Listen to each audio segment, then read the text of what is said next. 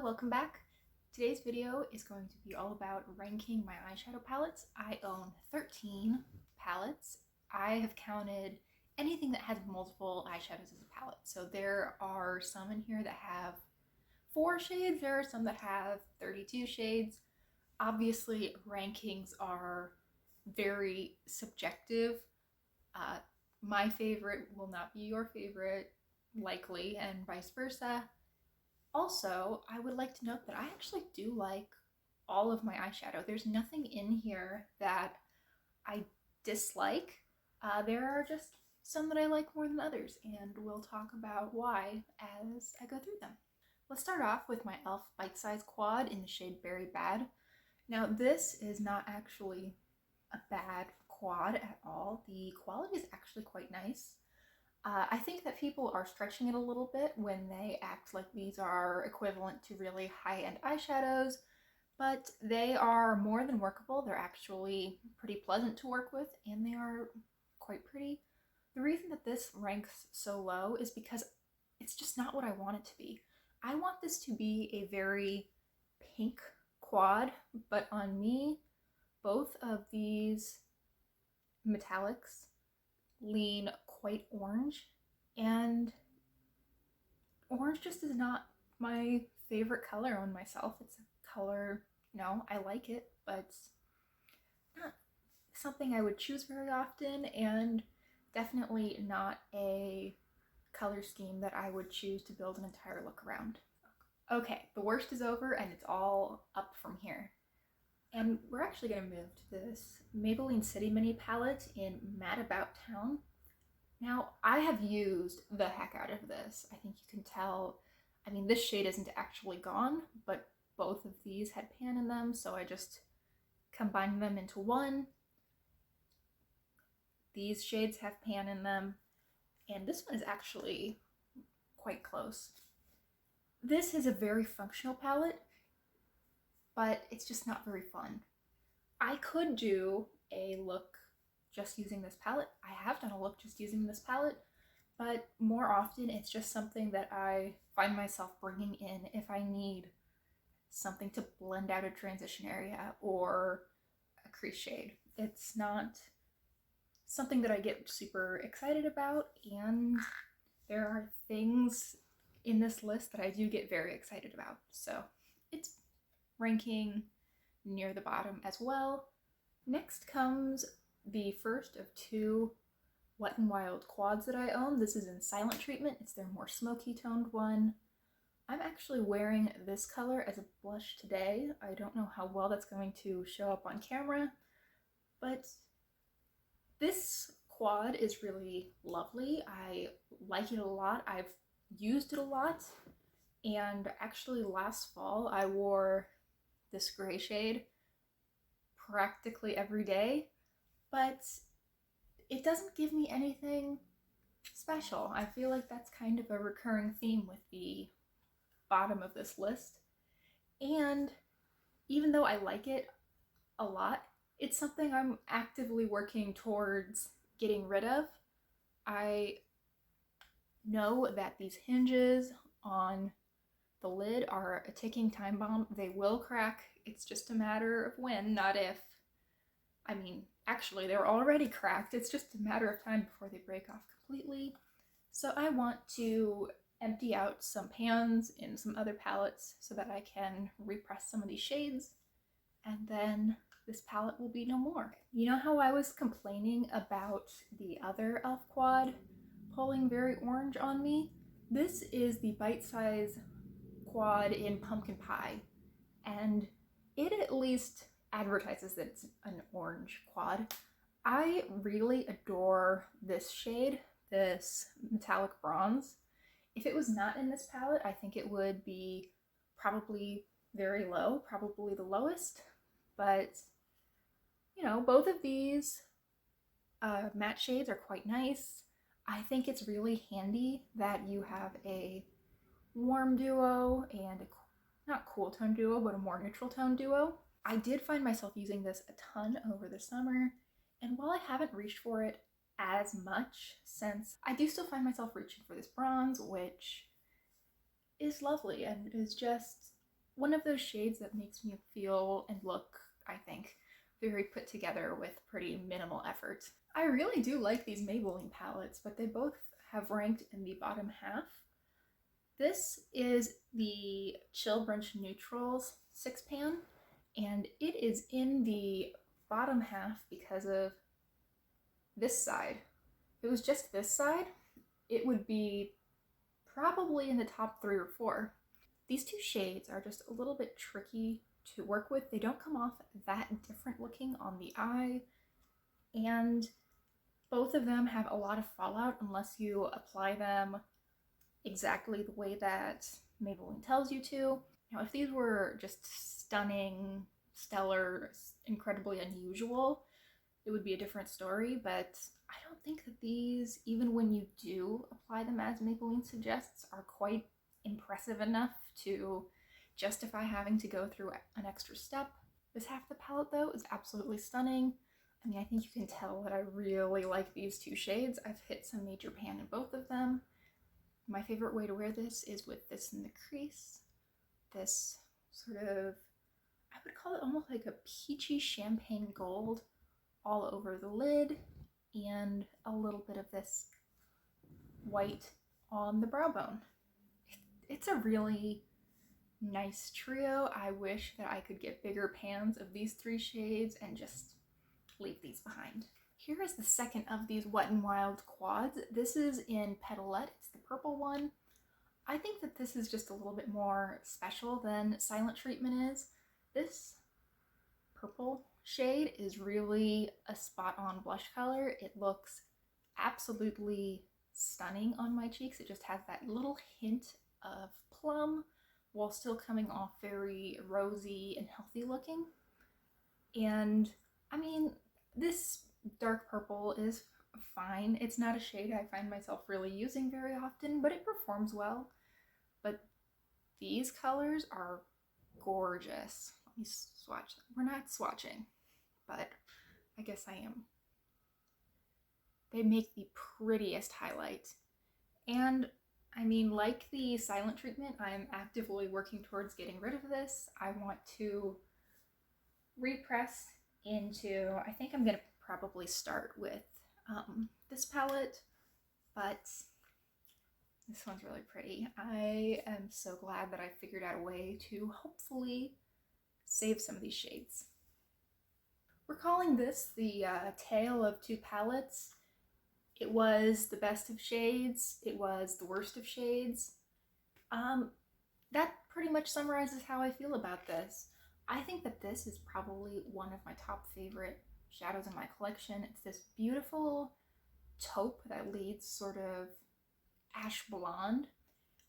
And this shade is not good at all. It's just, it's darker than I want it to be, but it's not as shiny as I want it to be considering how dark it is.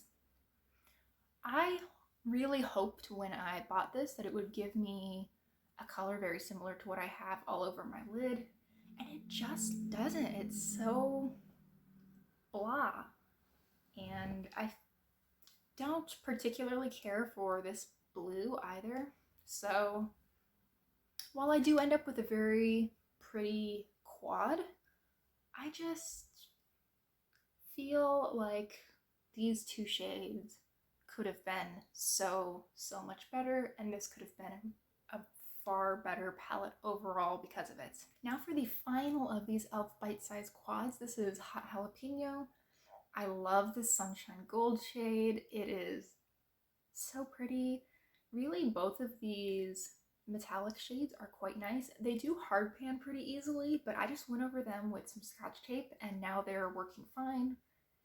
So I guess keep that in mind if, like me, you are someone who really likes to apply makeup with your fingers. These are really nice too. The mattes are really easy to blend. They're nicely pigmented. I'm really impressed by this really dark shade, which I just assumed when I bought this it would come off as black or nearly black. It comes off as this very dark teal on the eye, and I'm really impressed that they managed to get that amount of green to show through in such a dark shade. Okay, we're into the top 5 now, so this is where I'm gonna probably get pretty gushy. This is my e.l.f. 70s Feels eyeshadow palette. I mean, the versatility for a lot of people is probably not there because there are no matte shades in this palette, but as we talked about earlier, I really don't mind doing an all shimmer look. And this has the best everyday all shimmer look in it. You can put this all over the lid and this in the outer corner. Stunning.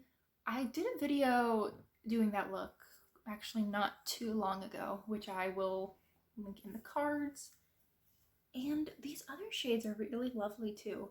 These were just my colors. Taking the 4th spot, we have the Wet n Wild Rosé in the Air, or as we call it on this channel, the Current Baroque palette. I think that a few weeks ago this would have ranked significantly lower. However, I took out a berry shade that was absolutely awful and replaced it with this Copper Frankenshadow, and it's just such a better palette now. The actual Wet n Wild shimmer shade, so this color and then this color, at least in this palette, are not particularly impactful. I mean, they're already quite neutral, but they also are not like blinding or super metallic or anything like that. This added some much needed oomph to this palette. I just feel like this is a really solid everyday neutral palette. I don't know that I've ever done a look with this palette that I've been unhappy with. Additionally, it's not so neutral that I feel like you couldn't get anything colorful. I mean, you've got this orange, this red. I mean, this purple is probably a little bit of a stretch to say it's not a neutral, but this camel as well can go quite orange or quite yellow depending on what you pair it with. And I just feel like I could take only this with me for even like a 2-week trip and not be totally sick of it by the time I got back, which not sure how many things I could do that with. Very good. If you've been on this channel before, you probably knew that this was going to be somewhere near the top. This is my NYX Avant Pop Palette. This is in Nouveau Chic, and this is just, I think, one of the best color stories that NYX or anyone else has ever come up with. I love this purple. These sort of dark, grungy metallics are beautiful to pair with either this sort of cool toned quad that they have in here or the warm toned quad right here. Now these 2 shades are both Frankenshadows. Originally there was a matte sort of peachy terracotta shade and a champagne pink shimmer. This is actually the result of mixing the remnants of those 2 shades. I've gotten so much use out of this. I love it. I mean, I hit a pretty good sized pan in this shade, and of course I had hit a lot of pan in the 2 shades that made this. It's just lovely. I've owned this for right about 4 years at this point, and I haven't noticed any decline in the quality or performance or anything like that. It's still just a really lovely palette that is neutral enough that I have never felt like I have a hard time getting a look that I could wear to school or to work, but it's colorful enough that I feel like it's very interesting. And I mean, you could make a very bold, colorful look using just these 10 shades. It's a really lovely palette. I didn't think that I was someone who would put a 32 pan palette at number 2 pretty much ever, but oh my goodness, there are some real gems in this palette. I mean, this is what I have all over my lid today. I've got this sort of turquoise shade all over the center of the lid, this in the inner corner, and oh, actually I have the NYX Matte Blue in the outer corner. Forgot about that. But there are some just okay shades in here. For example, this one's pretty lackluster. Really, all of these mattes are fine, but they're nothing to write home about. But there are also some just stunning shades in here. I mean, let's swatch just a couple. I mean, those are pretty light swatches, and my lighting is pretty awful because apparently it has to get dark at like, what, 4:45 now? I think overall this is a decent palette. There are really relatively few shades that I feel are duds, and the shades that are quite good are really very good. And now finally for number one, drumroll please. We have the NYX Ultimate Utopia palette, which I have renamed Kaleidoscope Eyes. It is such a good palette. I love this color scheme.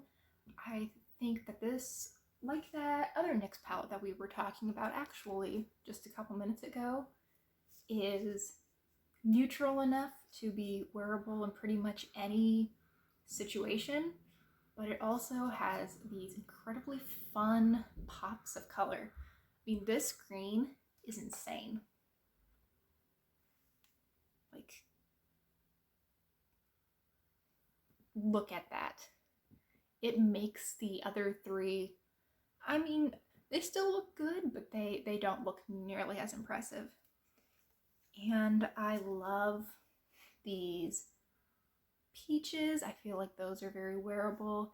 This brown is sort of a duochrome. It's got a little bit of almost like a green reflect to it. This mint is lovely. I'm surprisingly into this sage green. Like, I knew it would be a shade that I thought was useful, but I am amazed at how often I will bring out this palette and just use this shade to stick in the transition area. For example, if I'm doing a blue look. I actually don't think I pulled it today, but it's one that I often find myself reaching into. And while I was not super interested in these three shades when I bought the palette, they are just kind of funky, interesting colors that I, again, have found myself reaching for a lot more often than I thought I would. Also, the quality on this is just overall very good. I don't think there's a single shade in here where I really have any serious complaints. They're all gorgeous. Thank you so much for watching. I hope you enjoyed, and let me know what you think of any of these palettes if you have them, and what your personal favorite is. Thanks again for watching, and I hope I'll see you next time. Bye!